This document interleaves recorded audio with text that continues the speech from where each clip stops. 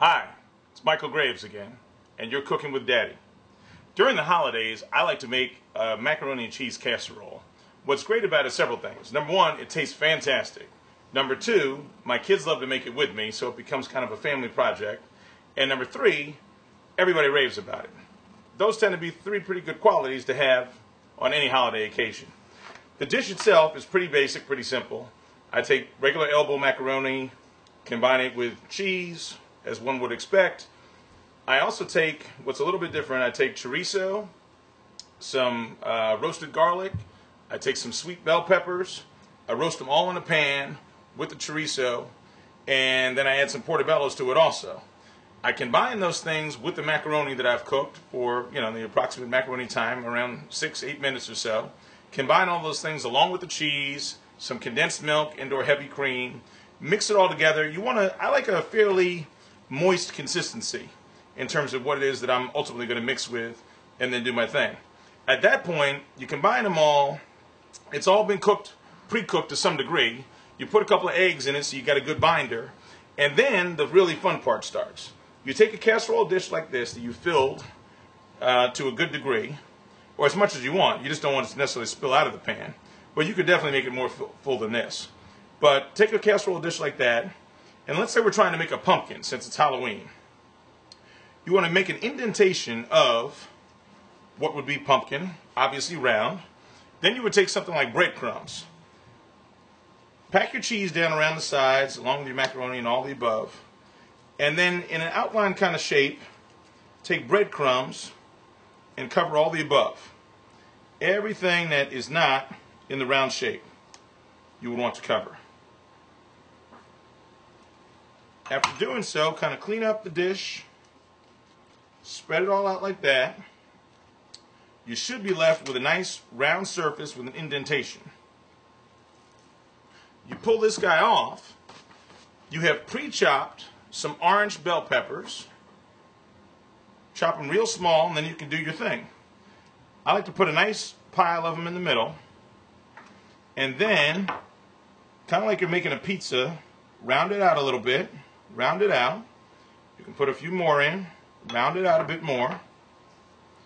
And then we've got the makings of what is our pumpkin, of course. Now, the bell pepper part is real good because your kids can definitely help. I've got 2 young girls, and they can definitely help with at least cutting up the bell pepper. You can even give them a little plastic knife, and they can kind of help in the kitchen as they're doing their thing, and then they've had part in making the macaroni and cheese. All right, well, now that we've got our base pumpkin, now we want to start to build the face.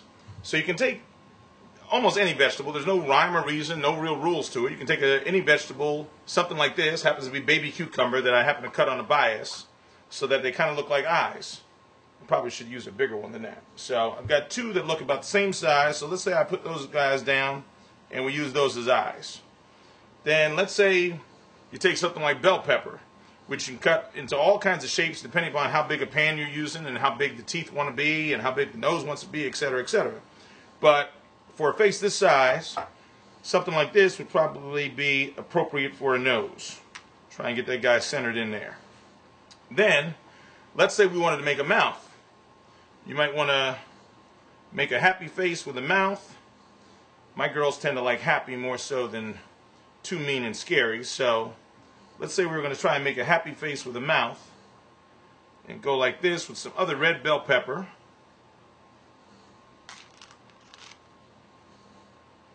And let's say we wanted to say that we were making a girl in particular. My girls would want me to make a girl. So I would take something. In fact, this is a very important thing. When you're buying your bell peppers, in particular, your orange ones and your red ones oftentimes have really great looking stems. If you're making a pumpkin, you probably want to have a stem on your pumpkin. So the first thing you would do is core out your stem and stick that guy right at the top. Because what is a pumpkin without a stem? So you want to put that guy right there. Now, if you had some extra stems, because you got a whole bunch of bell peppers anyway, in order to chop all this up and make the base pumpkin, you could do something kind of cute. My girls like to do something like maybe make earrings. So we might make earrings on her, because she's a real chick. Boom. Now we got earrings. You can do it kind of any which way.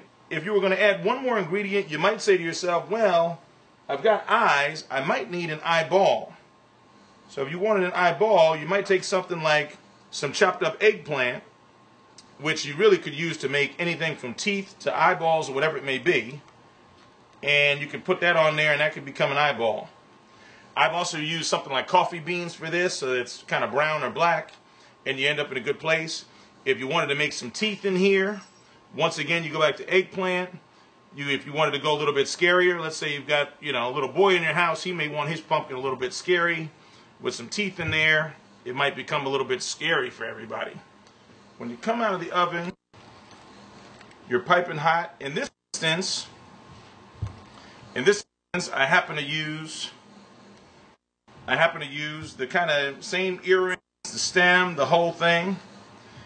And then for the eyes, Brussels sprouts, and for the eyeballs, I took coffee beans, individual coffee beans, put those in. Now, the only thing I would say about finishing in the oven, if you're going to use eggplant for teeth, would be you probably need to put those back at the end, because in the oven, the teeth will become, I think, a little bit brown. So if you want to, there's no rhyme or reason. You can just put these guys in on.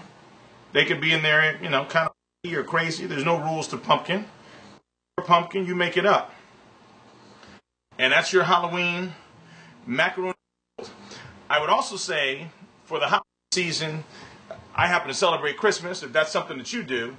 If you use green pepper and put down some lines, if you get one of those long pans, the big ones front to back, put down some lines like this in a triangle, you can make a fantastic Christmas tree, and then your kids can help make all the ornaments with little red bell peppers and little orange bell peppers and little yellow ones. You can make all kinds of ornaments. It can be all on your tree. If you can imagine a tree on a long pan like that, also comes out fantastic. I'm Michael Graves, and I hope once again you've enjoyed seeing me make this holiday macaroni and cheese treat for you.